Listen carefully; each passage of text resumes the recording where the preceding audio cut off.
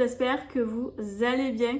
Donc aujourd'hui on se retrouve pour une vidéo spéciale Scan and Cut, puisque la dernière fois je vous ai montré comment on fait le calibrage pour la machine. Et j'ai deux personnes, Cookie Scrap, je crois que c'est son pseudonyme sur YouTube, si je dis pas de bêtises, je le remettrai ici en cas de doute.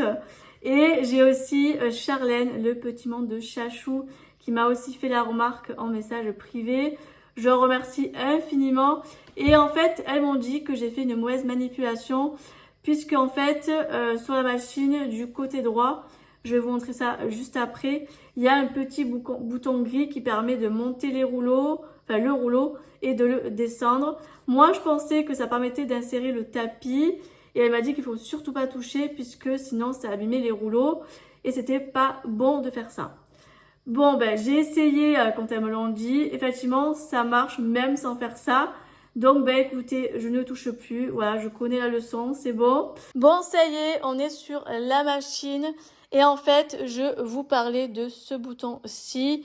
Il ne faut plus le baisser et le lever comme je vous montrais dans la vidéo précédente lors du calibrage, puisque sinon ça va abîmer les rouleaux et ça serait dommage d'abîmer la machine.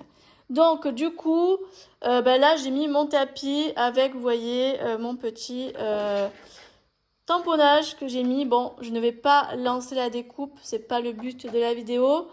Mais moi, ce que je veux, c'est vous montrer comment on fait pour charger et décharger un tapis. Donc, je vais baisser la caméra pour que vous puissiez mieux voir. Donc, déjà, tout d'abord, il faut que je sois bien alignée par rapport au trait qu'il y a juste là, vous voyez, et juste là. En fait, c'est mes points de repère. Et une fois que je suis bien alignée, donc là, c'est OK. Je vais pouvoir commencer à charger le tapis. Donc, je vous montre un petit peu. Hop, voilà. Et en fait, je viens appuyer sur ce bouton-là qui est juste ici. Et vous voyez, ça me marque insertion en cours.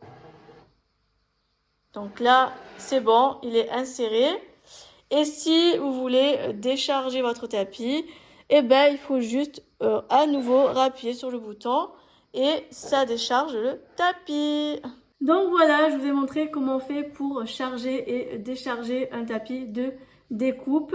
Ben écoutez, c'est pas très compliqué, il n'y a rien de sorcier. L'avantage qu'il y a, c'est que le fait de vous faire ces vidéos Scan and Cut, vous avez vu que depuis le début que je vous ai présenté la machine jusqu'à maintenant, ça fait comme une espèce de suivi. Puisque je vous ai montré, on a fait comme moi, je pensais que ça serait. Et puis, au fur et à mesure, j'ai les scrap copines qui m'ont dit, ben non, ça c'est pas bon. Non, il faut faire comme ci, il faut faire comme ça. Et du coup, ben, vous avez pu voir du coup mes mauvais gestes, comme là. Et là, ben, en même temps, ben, là, je vous dis, ben non, là, c'est pas bon, on rectifie, c'est comme ça. Puisque les scrap copines m'ont dit que c'était comme ça. Et effectivement, c'est comme ça. Donc, vous voyez, ça fait un suivi au niveau des vidéos Scan and Cut. Donc, ça, c'est cool.